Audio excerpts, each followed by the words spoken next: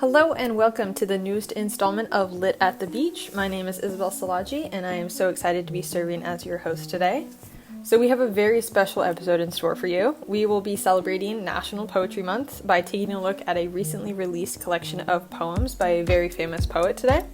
Additionally, we will be giving a very exciting preview of the Los Angeles Times Festival of Books that is happening later this month. So stay tuned till the end of the episode for that preview. But without further ado, let's jump into our book for today. We will be taking a look at poet Amanda Gorman's latest release, a collection of poems titled Call Us What We Carry. If the name Amanda Gorman sounds familiar, that's because she is the poet who performed at President Joe Biden's inauguration last January.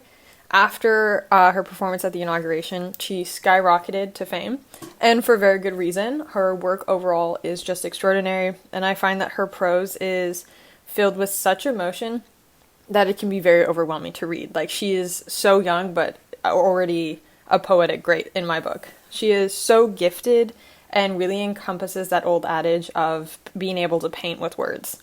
And she's only 24 years old, which is really insane, considering that she performed at the presidential inauguration at 22. I don't even know how that's possible. But anyway, her collection of poems, Call Us What We Carry, is a really exceptional body of work. It touches on so many different themes, but really centers around a sense of loss and experience of grieving the past, specifically relating to the last 2 years of the coronavirus pandemic, where our quote-unquote normal lives were really taken from us. Especially for young people in high school and college-age students, we were robbed of so many of the traditional experiences of graduation, proms, and generally growing up and discovering who you are as a human being. But coinciding with that theme of grief in this collection, Gorman also centralizes a sense of hopefulness for the future, a sense of hope for the new normal that we are navigating as a society, as well as hope for the continued experiences and joys that simply arise out of human existence. So again, those are the two recurring themes of the collection, but Gorman also writes about identity, the experience of erasure, and the power of language. The entire book is really phenomenal, and I highly recommend that you give it a read, but for the sake of not having this be an hour-long podcast episode, I'm just going to read one poem from the collection. So here is the titular poem of the collection. It is called Call Us, and it's pretty short, only about 20 lines, but very powerful. So here it is. Grant us this day, bruising the make of us. At times, over half of our bodies are not our own. Our persons made vessel for non-human cells. To them we are a boat of being.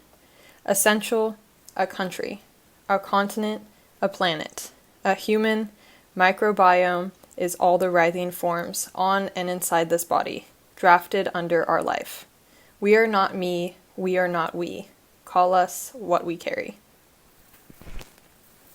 I find this poem to be just simply beautiful, and like I mentioned earlier, Gorman really has this way of perfectly and succinctly capturing the emotion and experiential throes of the human condition. And again, this is just one of the many exceptional poems in her entire collection, so I really cannot stress enough, please pick this up at your local bookstore, order it online, and give it a read. And if you are a very big Amanda Gorman fan, you may be excited to hear that she will be appearing at the Los Angeles Times Festival of Books this month. So the festival is designed to bring together authors and readers to celebrate their love of books and all forms of literature. There is a whole host of guest speakers and special panels taking place both indoors and outdoors for the festival, and it takes place Saturday, April 23rd through Sunday, April 24th on the University of Southern California campus in downtown Los Angeles.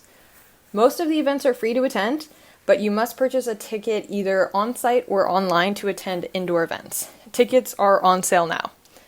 You can also purchase parking tickets for the USC campus parking structure for $14, or you can find additional parking lots and structures in the area surrounding the campus. You can also take the Metro line, which will drop you at the south end of the festival. You can find all of the relevant information on the festival, tickets, and transportation at events.latimes.com/Festival of Books.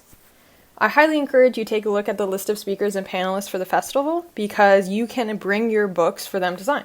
So if you pick up a copy of Call Us What You Carry, make sure to stop by Amanda Gorman's panel and get her autograph. Well, that is all for us today in this installment of Lit at the Beach. I hope you enjoyed our discussion of Amanda Gorman and Call Us What We Carry, and I hope that I have sufficiently convinced you to attend the Los Angeles Times Festival of Books.